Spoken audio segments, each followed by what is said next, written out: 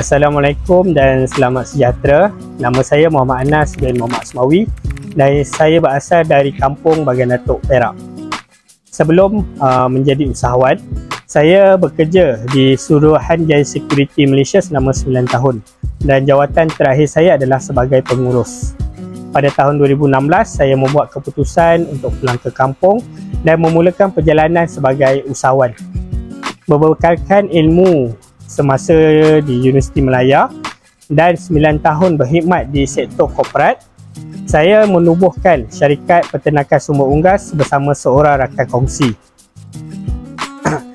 Kami memulakan operasi dengan menjadi pembaka ayam kampung Arab dan puyuh.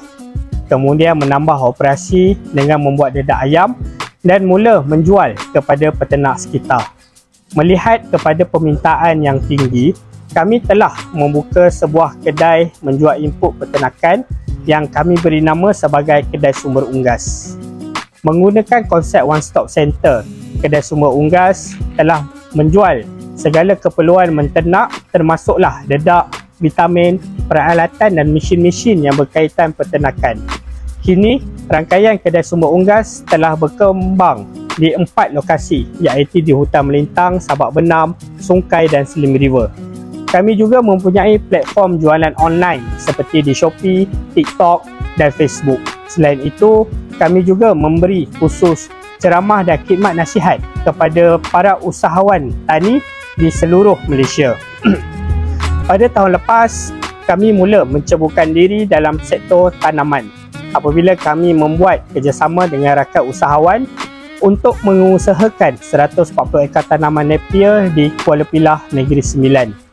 Alhamdulillah, sepanjang 7 tahun kami beroperasi, kami telah berkembang dari sebuah perusahaan mikro kepada sebuah syarikat yang bersaiz medium.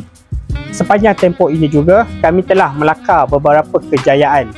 Yang pertama, pada tahun 2018, saya telah menerima geran Agung Pemuda berjumlah 20,000 dan memulakan projek dedak ayam. Impak dari bantuan tersebut, kami kini mempunyai 4 rangkaian kedai menjual dedak dan input peternakan. Kejayaan kedua apabila kami berjaya mengharungi pandemik COVID-19 pada tahun 2020 ke tahun 2022.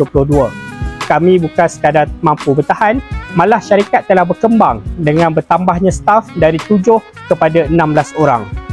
Kejayaan ini lebih manis apabila ladang ayam dan puyuh kami telah dilawati oleh Menteri Besar Perak, Datuk Seri Sa'rani Mohamad dan Ahli Parlimen Bagan Datuk, Datuk Seri Ahmad Zahid bin Hamidi pada November 2021. Dan kejayaan ketiga kami adalah apabila saya dipilih sebagai pemenang Anugerah Agung Pemuda Peringkat Kebangsaan pada tahun 2022.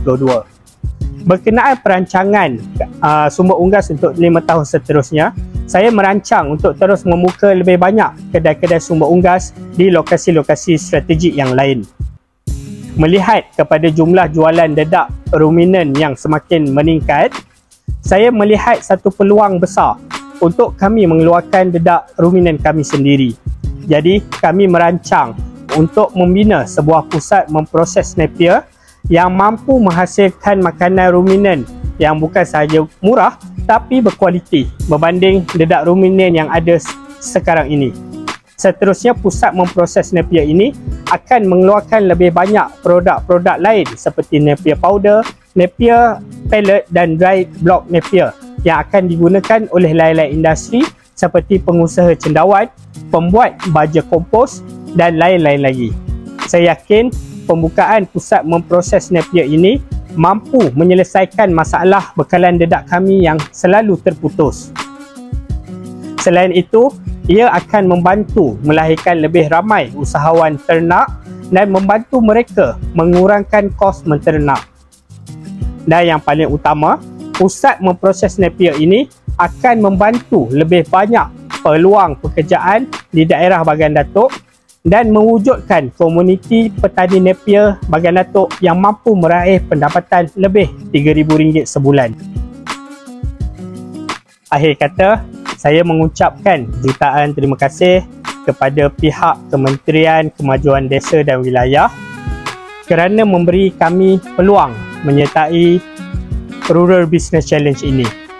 Matlamat kami bukanlah ingin menjadi jaguh kampung, tapi kami mahu menjadi jaguh dari kampung.